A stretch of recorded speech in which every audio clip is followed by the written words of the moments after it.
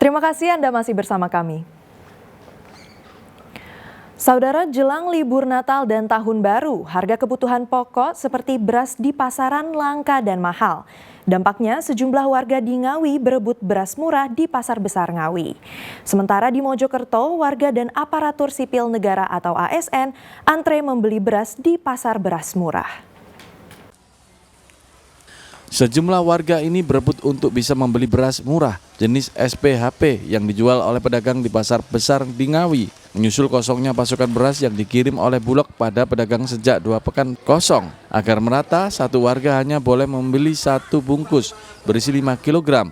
Saat ini harga beras SPHP dijual Rp10.500 per kilogram, sedangkan harga beras biasa dijual hingga Rp15.000 per kilogram.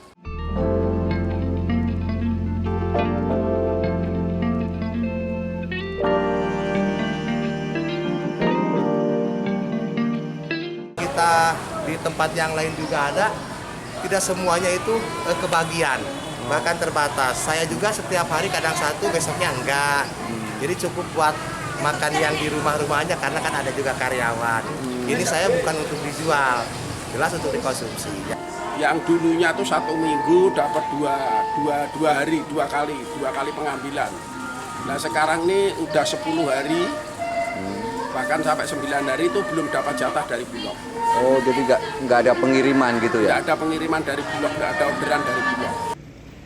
Sementara itu di Mojokerto, puluhan warga hingga pegawai aparatur sipil negara ASN harus mengantre dan berpanas-panasan untuk mendapatkan berbagai kebutuhan pangan murah dalam operasi pasar yang digelar di Skopuk Perindak setempat. Menurut warga, operasi pasar ini dirasa sangat membantu dalam mengatur keuangan dapur di tengah tingginya harga-harga kebutuhan pangan, terutama beras dan cabai rawit. Terus akhirnya beli apa, Pak? Beli berasnya 2 atau 10 kilo sama minyaknya 1. Mbak, kalau harganya gimana sih tadi? Harganya sangat terjangkau, murah. Iya. Dibanding harga yang di pasaran? Iya, jauh sekali. Kalau di pasaran sekitar 60 ribuan, kalau di sini 51. 51 ya? Untuk menghindari aksi borong, petugas membatasi jumlah pembelian. Setiap warga hanya diperbolehkan membeli 2 paket kemasan dari masing-masing komoditas kebutuhan pangan yang dijual. Dirgo Suyono dan Dia Eko Purwoto melaporkan dari Ngawi dan Mojokerto. Saudara, truk bermuatan tanah menabrak 2 motor di Probolinggo. 2 pemotor tewas di lokasi kejadian, sedangkan 2 orang lainnya terluka parah. Dugaan sementara, kecelakaan akibat truk mengalami remblong.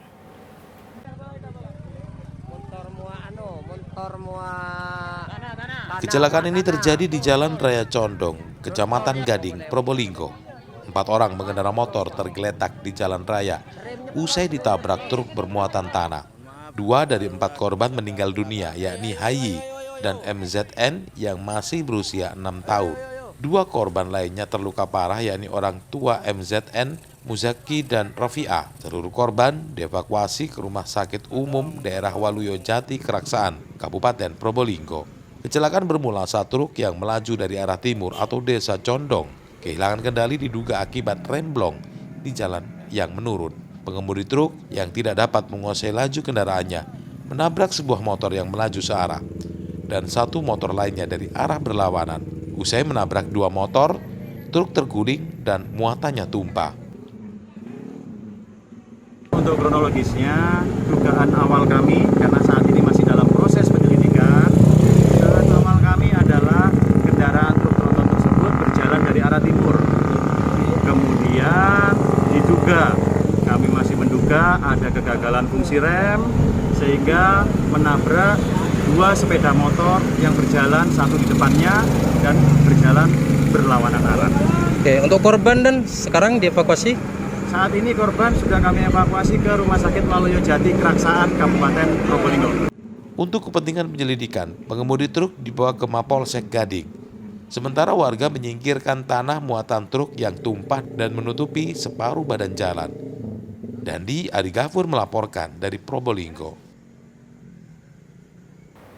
Sementara itu, saudara, seorang nenek yang mengendarai sepeda motor bersama cucunya ditabrak truk trailer di Jalan Raya Lamongan.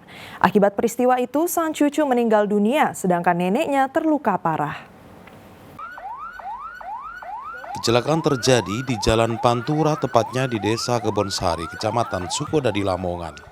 Korban tewas berinisial AKL yang masih berusia 10 tahun.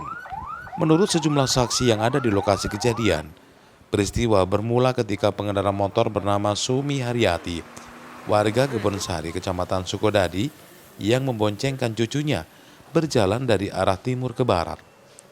Di lokasi kejadian, korban yang hendak belok ke kanan ditabrak truk trailer berkecepatan tinggi yang dikemudikan Erlis Pandapotan asal Jakarta Timur. Kerasnya benturan membuat AKL terjatuh ke aspal dan meninggal dunia di lokasi kejadian. Sementara neneknya terluka parah dan langsung dibawa ke rumah sakit. Sopir truk trailer sempat kabur, namun berhasil ditangkap polisi di wilayah Kecamatan Pucuk, Lamongan. Sepeda motor berjalan dari arah timur ke barat, sampainya di TKP, tidak putar balik ke arah timur. Bersamaan itu di belakangnya berjalan truk, sehingga terjadi kecelakaan. Untuk korban, satu meninggal dunia dan satu luka-luka. Untuk kepentingan penyelidikan lebih lanjut, sopir truk trailer serta kendaraan yang terlibat kecelakaan dibawa ke Satlantas Polres Lamongan. Sapari Ranwijaya melaporkan dari Lamongan. Saudara, pengemudi truk yang kabur usai tertabrak minibus yang menewaskan 2 orang dan 6 lainnya terluka di Tol Ngawi ditangkap polisi. Kepada polisi, sopir truk yang ditangkap di rest area tersebut mengaku kabur karena takut. Truk yang memuat 34 ton batu bara ini digiring ke unit Gakum Satlantas Polres Ngawi. Selain truk, polisi juga menangkap sopir bernama Yoyo Hasanuddin. Kepada petugas, pria warga Desa Mrono, Kecamatan Selopuro, Kediri ini mengaku takut usai truknya ditabrak dari belakang. Dia hanya mendengar suara benturan kecil dan melihat mobil yang menabrak melalui kaca spion tanpa berusaha berhenti untuk memeriksa keadaannya. Banyak kan pecah Pak ketabrak. Tempatnya kan miring gini. Jadi cari tempat yang rata gitu Pak, biar nggak sampai guling motornya. Jadi Mas nggak bener kalau melarikan diri itu nggak bener? Saya di situ dari pagi sampai siang kok. Mas nggak sempat ngelihat kondisi kendaraan korban yang nabrak truk Mas? Saya nggak Pak, nggak gimana ya, nggak berani gitu Pak. Nggak berani karena kelihatan parah gitu ya dari jauh? Memang dari kecil saya nggak berani lihat yang seperti itu. Oh, kalau ada kejadian laka itu takut gitu ya? Iya, sebenarnya tak tungguin di situ tetap. Kalau yang satu banyak meletus lagi ke rest area. Tapi dia nggak ada inisiatif lapor gitu kemudian? Masih bingung tadi kita tanya drivernya. Terus akhirnya PJR di tol mencari keberadaannya truk tersebut. Akhirnya kena di rest area. Oh, saat dia bersembunyi di situ gitu ya? Siap. Guna proses penyelidikan, kini pengemudi truk akan diperiksa. Sementara truk yang sedianya akan ke Solo dari Surabaya diamankan untuk barang bukti. Sebelumnya 2 orang tewas dan 6 lainnya terluka akibat minibus yang membawa rombongan satu keluarga menabrak bak belakang truk di ruas Tol Ngawi kilometer 577 Desa Watu Alang, Kecamatan Ngawi, Senin pagi. Dirgo Siono melaporkan dari Ngawi. Saudara, pria pengendara roda 2 ditemukan tewas di ruas Jalan Raya Saronggi, Kabupaten Sumeneb. Korban diduga menjadi korban kecelakaan lalu lintas karena tergeletak di pinggir jalan dengan luka serius di bagian kepala. Polisi masih menyelidiki kasus tersebut. Seorang pria pengendara motor nomor polisi W6620OH ditemukan tewas bersimbah darah di ruas Jalan Raya Saronggi, Kecamatan Kota, Kabupaten Sumeneb, Senin siang. Pria malang ini diduga mengalami kecelakaan lalu lintas karena warga menemukan korban sudah tergeletak tak jauh dari sepeda motornya. Sebelumnya warga mendengar suara benturan keras. Saat diperiksa di lokasi, warga hanya mendapati korban sudah tergeletak meregang nyawa. Korban tewas akibat luka parah di bagian kepala diduga terkena benturan keras. Warga juga tidak mengenali karena tidak ditemukan identitas di lokasi kejadian.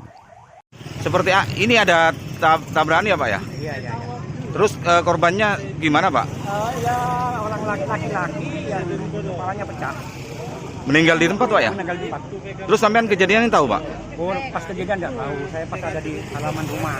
Oh, baik. Tahunya sudah roboh sudah. Meninggal Pak atau Meninggal. Untuk memastikan penyebab korban tewas akibat kecelakaan atau insiden lain, jenazah pria Malang ini diautopsi ke rumah sakit terdekat. Polisi mengimbau warga yang kehilangan anggota keluarganya segera melaporkan ke kantor polisi terdekat. Fatur Rosi melaporkan dari Sumeneb. Kita beralih ke informasi lain, saudara. Jelang libur Nataru serta libur sekolah, pengelola wisata pantai The Legend di Pamekasan gencar melakukan perbaikan. Beberapa titik objek wisata pantai sempat rusak dihantam ombak beberapa waktu lalu.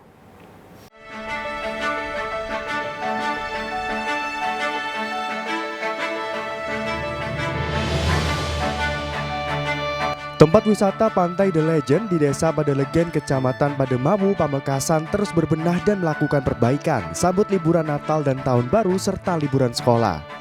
Hal ini dilakukan usai sejumlah titik objek wisata rusak akibat dihantam ombak beberapa waktu lalu. Perbaikan dimulai dari jembatan bambu dan sejumlah tempat duduk yang biasa dipakai pengunjung untuk menikmati keindahan pantai.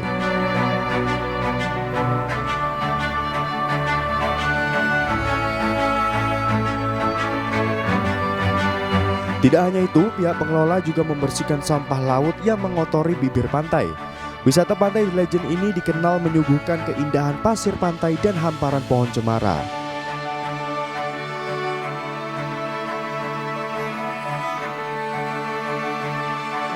Pengunjung juga dapat menikmati panorama pantai sambil menyaksikan aktivitas kapal nelayan saat mencari ikan. Kalau dari segi pengunjung tersebut yang paling disukai di sini itu karena di sini itu masih seperti alam gitu.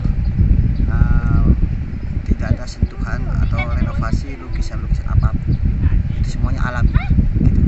Jadi masih asri ya. Asri. Terus paling banyak itu pagi, siang atau sore? Biasanya kalau hari-hari libur dari pagi nanti agak siang sedikit baru agak menyepi pengunjung. Sore setelah habis duhur gitu sampai sore itu baru ramai lagi.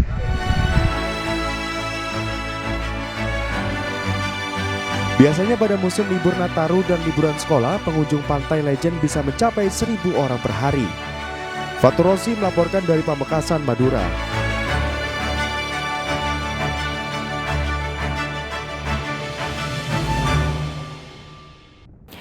Saudara, menjelang Natal dan Tahun Baru, Direktorat Polisi Air dan Udara atau Ditpolairut Polda Jatim mengerahkan puluhan kapal untuk patroli laut.